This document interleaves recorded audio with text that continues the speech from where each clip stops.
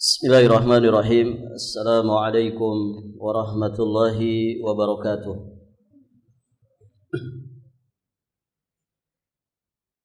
Innal hamdalillah nahmaduhu ta'ala wa nasta'inuhu wa nastaghfiruh wa nastahdihi wa natubu ilaih wa na'udzu billahi min syururi anfusina wa sayyiati a'malina.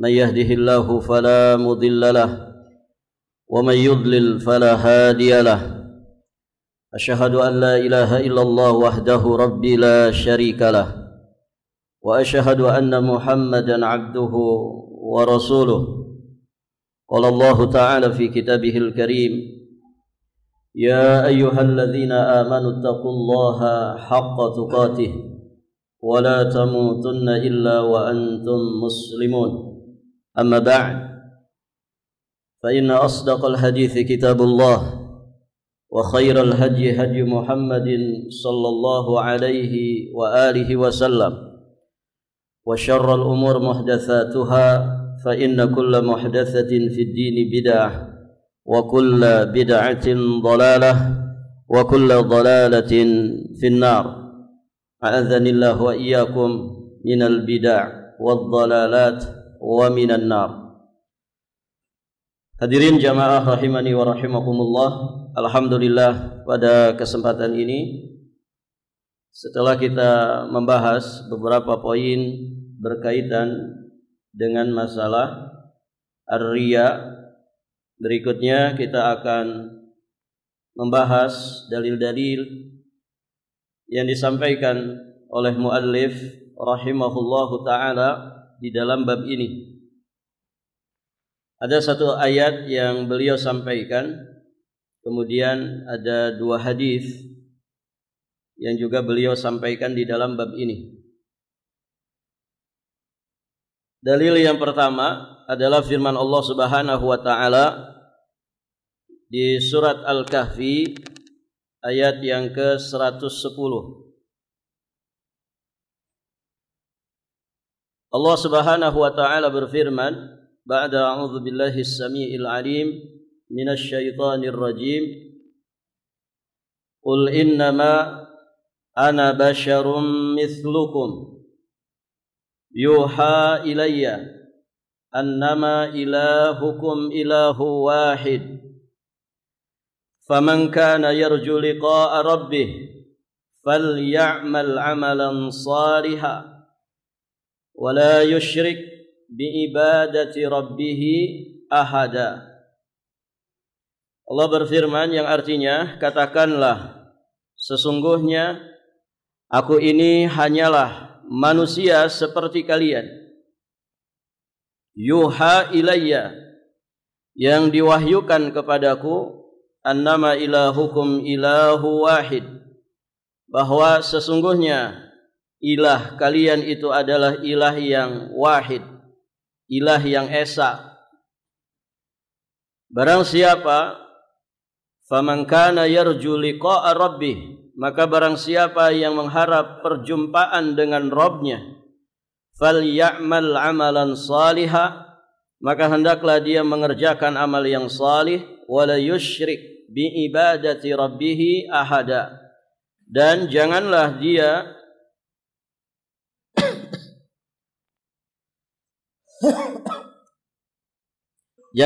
mempersekutukan seorang pun di dalam beribadat kepada Rabb-Nya.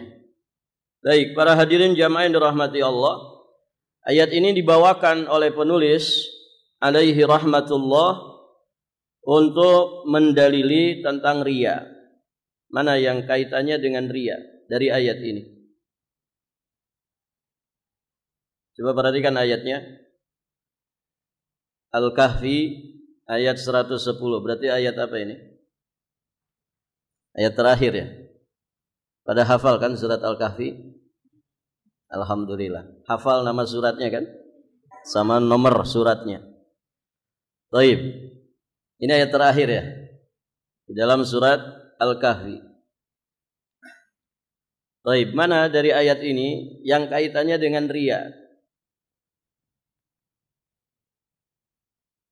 Ada nggak kalimat riya di situ? Baik. Yang mana? Yakni pada kalimat wala yusyrik bi ibadati rabbih ahada. Wala yusyrik bi ibadati rabbih ahada. Siapa yang ingin berjumpa dengan Allah, tentu perjumpaan dalam keadaan selamat, perjumpaan yang menghasilkan kebahagiaan yang tiada tara. Maka syaratnya dua. Pertama, falyamal amalan salihah, hendaknya dia beramal saleh. Kemudian yang kedua, wala yusyrik bi ibadati rabbih ahada. Dan janganlah dia berbuat syirik, menyekutukan Allah Subhanahu wa taala, menyekutukan Rabb-nya dalam peribadatan kepadanya. Baik. Ar-riya minasyirki. Riya itu bagian daripada kesyirikan. Maka ayat ini berbicara tentang kesyirikan secara umum. Dan biasa ya ketika berdalil, kita mendalili sesuatu ya dengan apa yang menjadi cakupannya. Ini dalilnya umum, ya maka apa yang tercakup di dalamnya masuk ke dalam keumuman ini. Karena riya itu bagian daripada kesyirikan, maka berarti hadirin jamaah yang dirahmati Allah, sah ketika seseorang berdalil ya dengan dalil ini untuk mendalili tentang keharaman riya, syiriknya riya. Baik, para jamaah yang dirahmati Allah. Jadi jelas ya dari ayat tersebut, ayat ini merupakan dalil bahwa sebuah amalan itu tidak akan diterima di sisi Allah Subhanahu wa taala. Termasuk orangnya tidak akan diterima di sisi Allah dalam keadaan selamat kecuali jika dia membawa tauhid yang bersih dari kesyirikan. Dan riya itu adalah salah satu di antara bentuk kesyirikan. Baik, para jamaah yang dirahmati Allah. Kita akan ambil beberapa faidah yang lainnya. Dari ayat yang mulia ini kita memahami bahwasannya di dalam ayat ini Allah Subhanahu wa taala menetapkan ya sifat insani bagi Rasulullah sallallahu alaihi wasallam. Karena beliau sendiri yang menyatakannya, innama ana basyarum mithlukum. Jadi Rasulullah itu adalah dari bangsa manusia. Maka apa yang menjadi sifat manusia secara umum, Rasulullah sallallahu alaihi wasallam memilikinya. Dan dari sini juga kita memahami bahwasanya dinafikan dari beliau itu sifat-sifat ilahiyah. Karena beliau itu bukan Tuhan. Beliau itu basyarum mislukum, manusia seperti layaknya manusia yang lainnya. Namun hadirin jamaah yang dirahmati Allah, tentu beliau bukan sembarang manusia. Makanya disebutkan nanti di kalimat berikutnya. Baik, ini faedah pertama. Jadi penetapan sifat insaniyah pada diri Rasulullah sallallahu alaihi wasallam yang ini sekaligus menafikan sifat-sifat ilahiyah pada diri beliau. Boleh juga ditambahkan faedahnya, berarti di sini juga mengandung bantahan bagi mereka yang ghulu, bersikap berlebih-lebihan kepada Nabi sallallahu alaihi wasallam yang mendudukkan Nabi sebagaimana kedudukan ilahiyah. Kemudian yang kedua, dari ayat ini juga kita memahami tentang keistimewaan Nabi sallallahu alaihi wasallam, bahwa beliau itu adalah orang yang diberi wahyu. Beliau itu adalah orang yang diberi wahyu oleh Allah Subhanahu wa taala. Yuha ilayya. Yuha ilayya. Disinilah keistimewaannya Nabi sallallahu alaihi wasallam dibandingkan dengan manusia secara umum. Beliau memang manusia, namun beliau diberi keistimewaan, yakni diwahyukan kepadanya. Beliau mendapatkan wahyu dari Allah Subhanahu wa taala. Maka beliau disebut nabiyullah wa rasuluhu. Beliau itu adalah nabi Allah Subhanahu wa taala dan juga rasulnya. Maka dari kalimat ini juga kita menetapkan risalah dan nubuwah, kerasulan dan kenabian bagi Nabi sallallahu alaihi wasallam. Karena yang diberi wahyu itu adalah nabi dan rasul. Sekaligus kalimat ini juga menjadi bantahan bagi mereka yang meremehkan, merendahkan derajatnya Rasulullah sallallahu alaihi wasallam. Maka dikatakan oleh para ulama, beliau itu adalah Abdullah wa rasuluhu. Beliau itu adalah hamba Allah dari bangsa manusia, namun beliau diistimewakan dengan kerasulan karena beliau mendapatkan wahyu. Abduhu fala yu'bad. Karena beliau itu hamba Allah, maka tidak boleh diibadahi. Beliau bukan Tuhan. Wa rasuluhu fala yukadzab. Beliau itu Rasul Allah, maka tidak boleh didustakan ajarannya. Baik, para jamaah yang dirahmati Allah, apa isi yang diwahyukan kepada beliau? Ya, seluruh agama ini adalah wahyu. Dari awal sampai akhirnya apa yang disampaikan oleh Nabi kepada umat ini adalah wahyu. Namun di antara sekian banyak yang diwahyukan kepada beliau, tauhidlah yang menjadi inti daripada wahyu tersebut. Maka beliau sampaikan di sini, yuha ilayya annama ilahukum ilahu wahid. Baik, para jamaah yang dirahmati Allah, ini inti yang diwahyukan kepada Nabi sallallahu alaihi wasallam. Makanya Imam Ibnul Qayyim menyatakan bahwa Al-Quran kulluhu fit tauhid. Al-Quran itu semuanya isinya tauhid. Artinya semua jurusan dari pembahasan Al-Quran itu mengarahkan kita kepada tauhidullah azza wa jal. Kalau dibahas di dalam Al-Quran tentang syariat yang isinya adalah perintah dan larangan, itu sejatinya adalah konsekuensi dari tauhid. Konsekuensi dari tauhid itu adalah ketundukan kita di dalam melaksanakan perintah dan menjauhi larangan. Kalau di dalam Al-Quran ya dibahas tentang kewajiban beribadah kepada Allah, maka itulah hakikat daripada tauhid. Beribadah kepada Allah semata dan tidak berbuat syirik kepada Allah.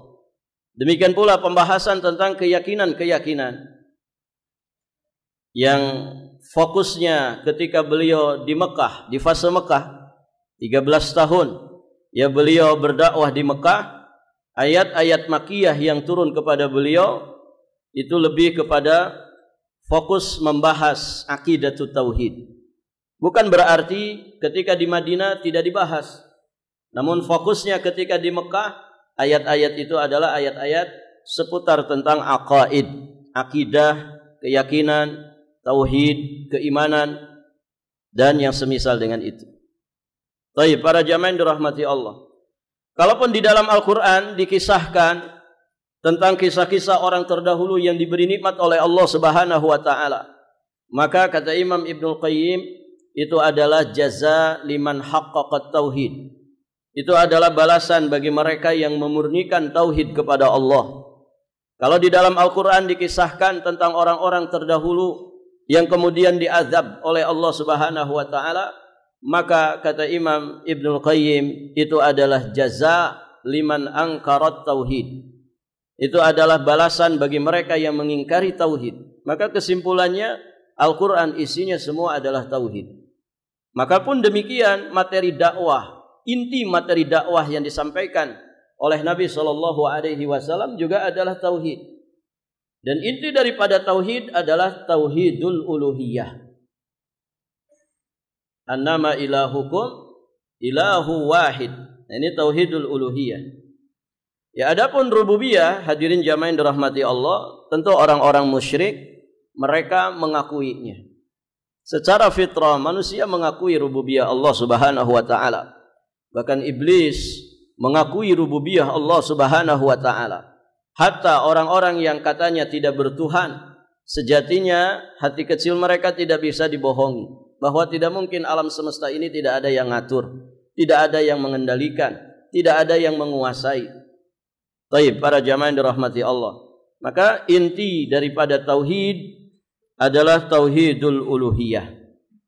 Ya, disitulah pertentangan antara para nabi dan rasul dengan kaumnya yang membangkang. Jadi bukan dari sisi rububiyah. Ya, permusuhan antara nabi dengan musyrikin Quraisy itu bukan dari sisi rububiyah. Karena musyrikin Quraisy mereka meyakini tentang rububiyah Allah, bahwa Allah itu pemberi rezeki, Allah itu pencipta alam semesta, Allah itu yang menghidupkan, mematikan, Allah itu yang memberikan manfaat, menolak madarat. Namun hadirin jamaah yang dirahmati Allah, mereka sekutukan Allah Subhanahu wa taala dalam peribadatan. Berarti inti permusuhannya ada pada tauhid al-uluhiyah. Dan itu juga inti dari kalimat tauhid la ilaha illallah. Jadi memaknakan la ilaha illallah bukan dengan makna rububiyah.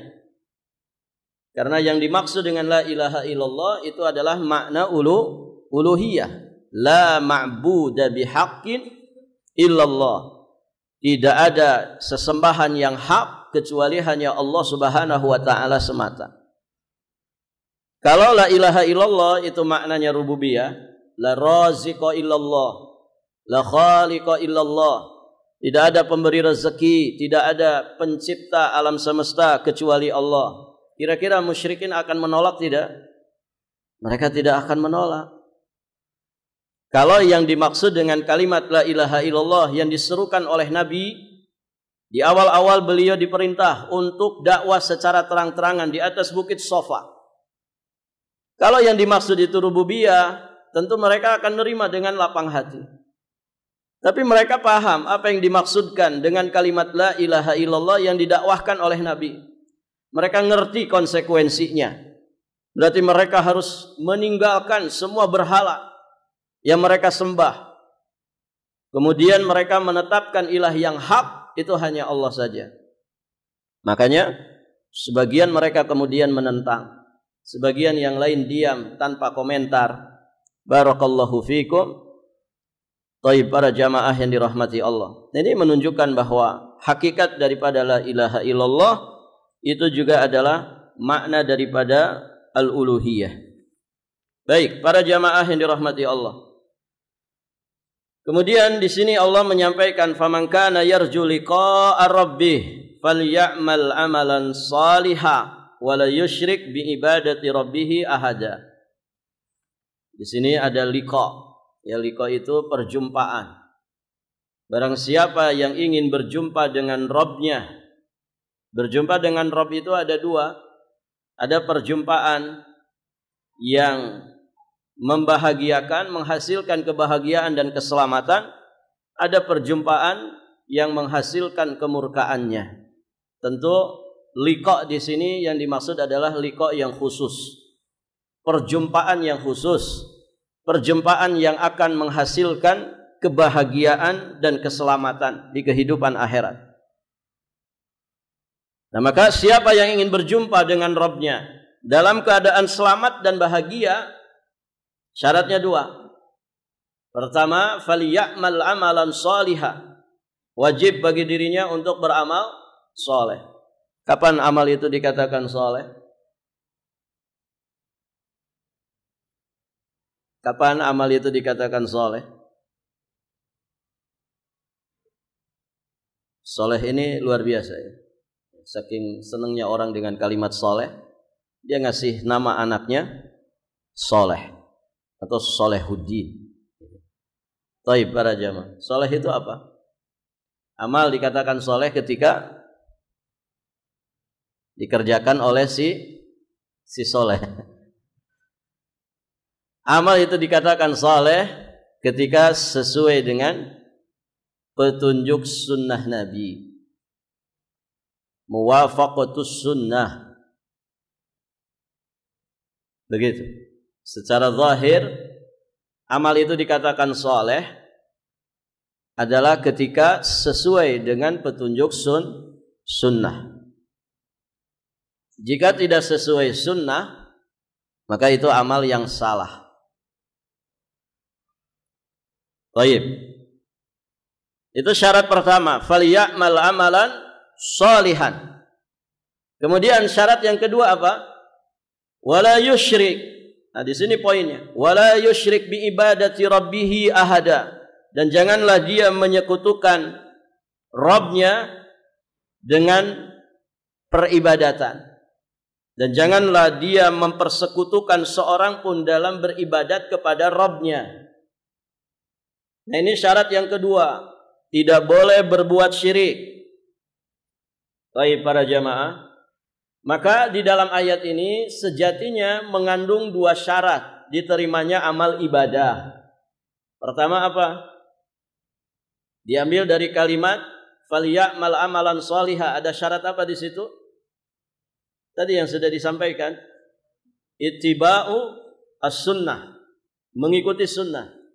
Baik. Kemudian syarat yang kedua pada kalimat wala yusyrik bi ibadati rabbih ahada, mengandung syarat apa ini? Al-ikhlas. Jadi kalau ditanya apa syarat amal itu diterima di sisi Allah, syaratnya dua, ikhlas dan mutaba'ah. Ikhlas karena Allah semata, tidak boleh kita riya, tidak boleh kita sum'ah, tidak boleh kita sekutukan Allah dalam maksud tujuan saat kita beramal saleh. Ini ikhlas karena Allah. Kemudian yang kedua, ittiba'us sunnah atau mutaba'atun nabi, mengikuti petunjuk sunnah Nabi sallallahu alaihi wa alihi wasallam. Nah, dalilnya apa? Di antaranya ayat ini. Faman kana yarju liqa'a rabbi falyamal amalan shalihan wa la yusyrik bi ibadati rabbih ahada.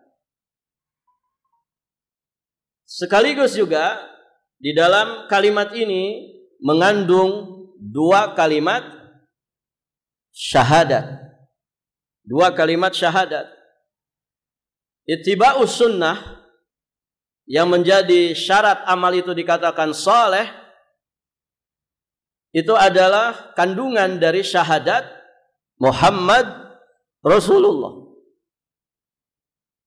Kemudian wala yusyrik bi ibadati rabbih ahada, yang terkandung di dalamnya makna ikhlas, itu adalah kandungan daripada syahadat la ilaha illallah.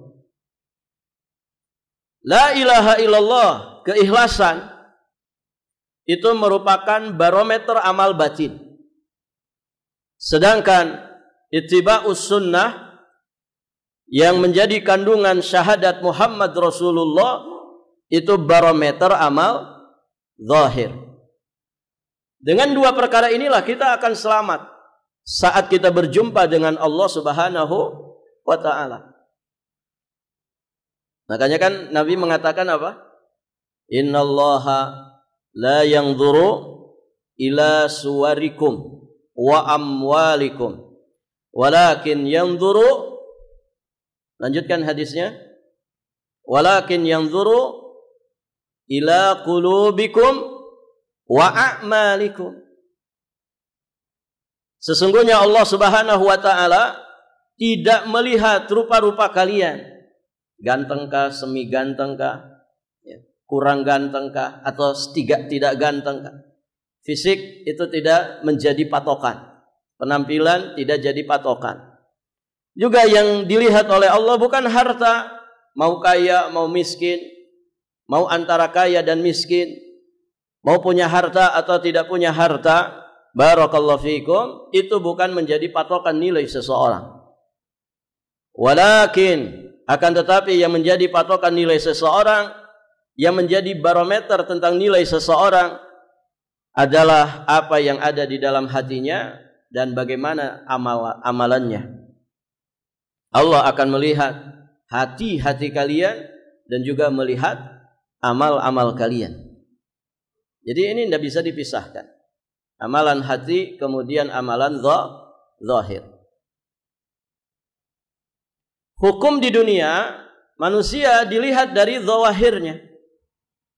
Hukum di dunia sesama kita. Kalau zahirnya muslim, kita katakan dia muslim. Zahirnya saleh, kita katakan dia orang saleh. Namun hadirin jamaah yang dirahmati Allah, urusan batinnya kita serahkan kepada Allah. Makanya di dunia ini ada juga munafik yang casingnya baik, namun ternyata dalamannya busuk. Munafik. Taib. Adapun nanti nilai di akhirat, maka nilai di akhirat itu fokus penilaian Allah adalah pada bawatin, batinnya. Maka nanti akan tampak siapa yang jujur dalam keimanan, siapa yang tidak. Siapa yang ikhlas, siapa yang ria atau sum'ah. Siapa yang murni ibadahnya kepada Allah, siapa yang bercampur dengan kesyirikan. Yauma tublas sarair. Pada hari itu nampak sarirahnya manusia. Rahasia-rahasia batin manusia itu nampak. Wa hussila ma fis sudur, akan dihasilkan, akan ditampilkan apa yang tersimpan di dalam dada manusia. Dan saat itulah manusia tidak bisa lagi mengelak. Karena lisannya nanti dikunci. Yang akan berbicara adalah anggota tubuhnya, syawahid. Yang akan berbicara, mempersaksikan tentang dirinya adalah para saksi. Ya, kulit kita akan jadi saksi, tangan, kaki kita akan jadi saksi, bumi yang kita pijak akan jadi saksi, para malaikat akan menjadi saksi. Allah sendiri adalah saksi ya tentang diri para hambanya. Baik, para jamaah yang dirahmati Allah Subhanahu wa taala. Demikian faidah singkat dari ayat ini. Kita lanjutkan.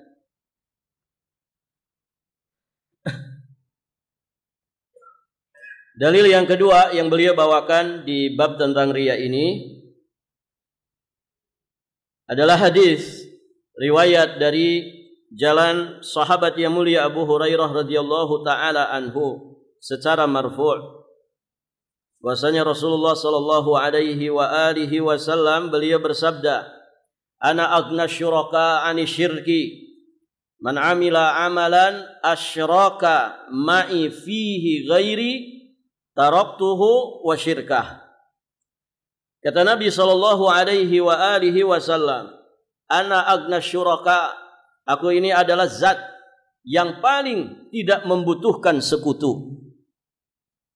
Maka barang siapa yang mengerjakan suatu amalan dengan disertai perbuatan syirik kepadaku, maka aku tinggalkan dia sekaligus juga dengan amal syiriknya itu.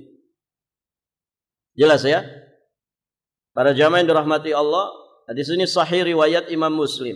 Kaitannya dengan bab riya sangat jelas bahwa hadis ini, hadis qudsi ini, hadirin jamaah yang dirahmati Allah, merupakan dalil bahwasanya batal amalan yang bercampur dengan kesyirikan. Amal yang bercampur dengan kesyirikan itu ancamannya adalah Allah Subhanahu wa taala akan tinggalkan pelakunya. Ditinggalkan berarti tidak dipedulikan. Tidak dipedulikan berarti hadirin jamaah yang dirahmati Allah, nasibnya sangat tidak jelas. Baik, para jamaah. Kemudian amal yang bercampur dengan kesyirikan tersebut juga Allah tinggalkan. Berarti amalnya tidak berfaidah, tidak membuahkan, tidak menghasilkan pahala di sisi Allah Subhanahu wa taala. Baik, para jamaah. Kesyirikan yang disebut di dalam hadis ini tentu syirik secara umum. Nah, karena riya termasuk kesyirikan, berarti masuk di dalam cakupan ancaman di dalam hadis tersebut. Baik, para jamaah yang dirahmati Allah. Maka hadis seperti ini merupakan peringatan yang sangat besar bagi orang-orang yang terpedaya dengan dirinya sendiri, yakni orang-orang yang selalu mengharapkan perhatian manusia kepada amal yang ada pada dirinya yang seharusnya ditujukan kepada Allah Subhanahu wa taala. Dan pernah kita bahas beberapa poin dari bahaya-bahaya riya. Salah satu di antaranya riya itu menghilangkan keberkahan dan sekaligus menghapus pahala daripada amal kebaikan. Nah, dalilnya adalah hadis ini. Baik, para jamaah yang dirahmati Allah. Kita sedikit ambil beberapa faidah yang lainnya. Di dalam hadis ini ada penetapan sifat al-ghani bagi Allah Subhanahu wa taala. Salah satu di antara nama Allah, Allah itu punya nama Al-Ghani. Dan nama Allah sekaligus mengandung sifat sempurna bagi dirinya. Berarti Allah itu maha kaya. Kekayaan Allah bukan kekayaan yang terbatas. Beda dengan kekayaan yang ada pada makhluknya. Baik. Kemudian para hadirin jamaah yang dirahmati Allah, dari hadis ini juga jelas bahwa amal itu tidak akan diterima kecuali yang ikhlas, hanya karena Allah, hanya untuk Allah semata. Maka siapa yang mencampurinya dengan riya berarti batal, hilang keberkahannya, batal amalnya, dan terhapus pahalanya. Kemudian dari hadis yang mulia ini juga ada penetapan sifat qaul bagi Allah. Dan ini hadis qudsi, di mana Allah Subhanahu wa taala menyatakan tentang dirinya, ana agna syuraka ani syirki. Berarti Allah di sini yang menyampaikan, Allah yang berkalam, Allah yang berfirman. Maka ada sifat qaul. Penetapan sifat qaul bagi Allah Subhanahu wa taala sesuai dengan kemahaagungan dan kemahamuliaan Allah Subhanahu wa taala sebagai Rabbul Alamin. Baik, para jamaah yang dirahmati Allah, kita lanjut hadis terakhir. Diriwayatkan dari Abu Sa'id Al-Khudri radhiyallahu taala anhu secara marfu dari Rasulullah sallallahu alaihi wa alihi wasallam. Beliau bersabda, ala ukhbirukum bima huwa akhwafu alaikum indi minal masihid dajjal. Qalu bala. Qala asyirkul khafi. Yaqumur rajul fayusalli fayuzayyinu salatahu lima yara min nadhari rajulin. Maukah aku beritahukan kepada kalian tentang sesuatu yang menurutku, kata Nabi, lebih aku khawatirkan terhadap kalian, lebih aku khawatirkan menimpa kalian daripada Al-Masihid Dajjal. Kemudian para sahabat berkata, tentu saja wahai Rasulullah. Maka kemudian Nabi bersabda, syirik khafi. Ini yang sangat dikhawatirkan menimpa para sahabat, generasi terbaik umat ini. Bagaimana dengan kita? Tentulah Nabi lebih mengkhawatirkannya lagi. Apa itu syirik tersembunyi? Kemudian Nabi menggambarkan, yakni ketika seseorang berdiri mengerjakan salat, dia kemudian perindah salatnya karena mengetahui ada orang lain yang memperhatikan dirinya. Di sini diriwayatkan oleh Imam Ahmad, derajatnya hasan, dihasankan oleh Imam Al-Albani. Barakallahu fikum, para hadirin jamaah yang dirahmati Allah. Kaitan hadis ini terkait dengan bab riya juga sangat jelas. Ternyata syirik khafi, dan riya itu adalah syirik khafi, merupakan perkara yang paling dikhawatirkan Rasulullah sallallahu alaihi wasallam menimpa para sahabatnya.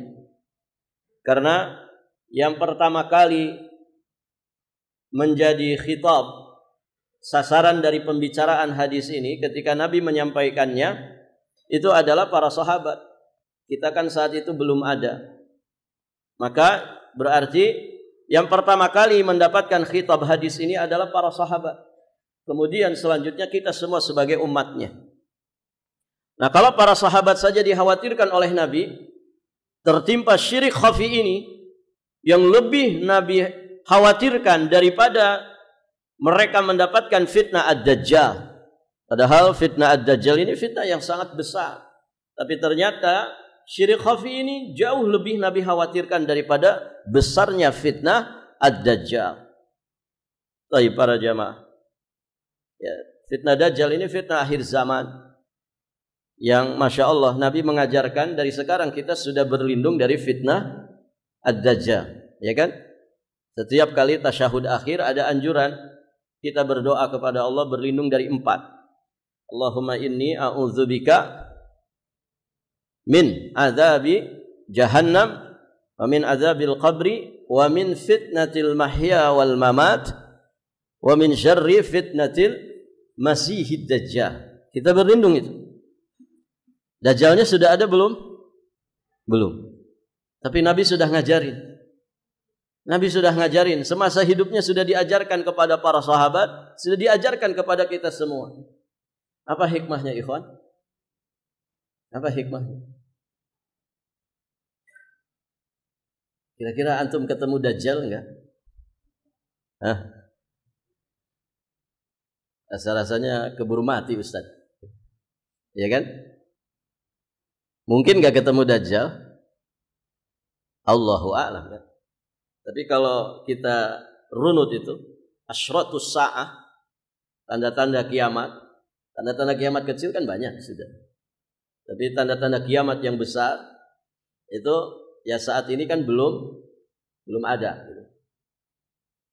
Maka kalau dikira-kira kita ketemu nggak dengan Dajjal itu? Dajjal yang akan muncul di akhir zaman itu, yang nanti akan dibunuh oleh Nabi Isa alaihissalam, yang dia akan ada di muka bumi ini, yang satu harinya sama dengan 1 tahun, satu hari berikutnya sama dengan 1 bulan. Tidak lama sebetulnya, tapi fitnahnya sangat besar, dan dia akan masuk ke seluruh kawasan di muka bumi ini kecuali 2 kota saja, karena dijaga malaikat. Kota mana itu? Mekah dan Madinah. Berarti masuk Balikpapan enggak? Nah, ada enggak hadisnya gitu? Balikpapan nanti dijaga oleh malaikat, tidak dimasuki Dajjal. Enggak ada kan? Yang ada Mekah Madinah. Berarti masuk ke sini enggak nanti? Masuk itu. Nah, kira-kira antum ketemu enggak dengan Dajjal itu? Hah? Rasa-rasanya kita mati duluan ya. Allah a'lam cucu kita yang keberapa.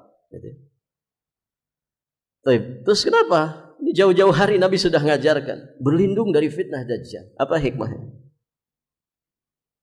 Apa hikmahnya, ikhwan?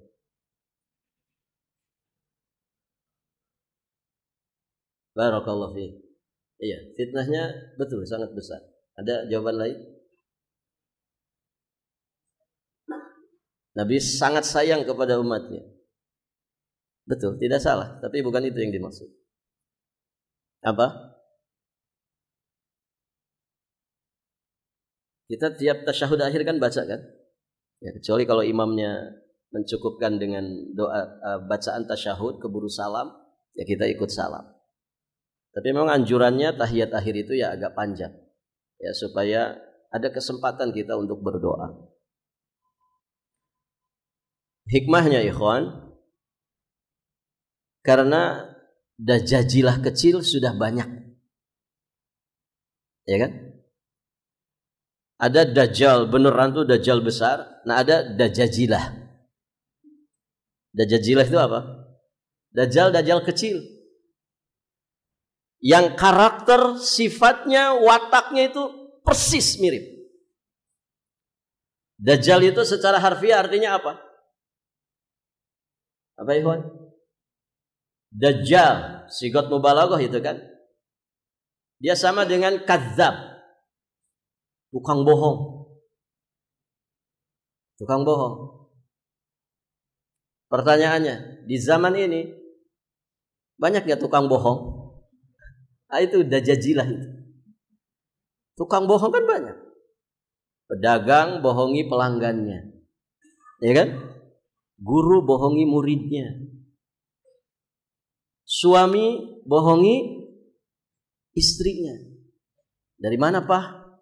Habis main sama teman. Padahal habis apa? Habis apa, Pak? Suka bohong gak sama istri? Istri yang sering dibohongi atau suami yang sering dibohongi? Yang mana ini? Ya. Suami itu rata-rata jajahannya para istri. Barakallahu fikum. Jadi istri bisa bohong sama suami, suami bisa bohong ke istri. Anak kadang dibohongi oleh orang tua. Orang tua bohong ke anak. Orang tua bohong ke anak, anak bohong ke orang tua. Pemimpin bohong ke rakyat. Ada apa pemimpin yang bohong ke rakyat? Rakyat juga bisa saja bohong kepada pemimpinnya. Coblos ya saya. Nih tak kasih duit. Yang penting diterima duitnya. Urusan nyoblos urusan nanti. Ternyata gak dicoblos juga. Kalah. Ya. Berarti bohong gak? Barakallahu fikum. Ini dajajilah banyak. Ya. Yang suka nebar fitnah. Begitu kan? Yang suka berbohong, berdusta. Banyak sekali. Nah, kita berlindung. Berlindung dari dajajilah yang kecil ini. Ya, karena sudah ada. Sejak zaman Nabi sudah ada. Ya. Ada yang ngaku-ngaku sebagai Nabi. Itu di masa Nabi. Apalagi di masa kita. Musailamah al-Kadzab. Nah itu para jamaah yang dirahmati Allah Subhanahu wa taala. Baik, saya kira cukup saja karena waktunya sudah masuk. Ada faidah-faidah yang lain. Insyaallah kita nanti lanjutkan di kesempatan berikutnya. Kita akhiri dan kita tutup dengan doa kafaratul majlis. Subhanakallahumma bihamdik asyhadu an la ilaha illa anta astaghfiruka wa atubu ilaik. Assalamualaikum warahmatullahi wabarakatuh.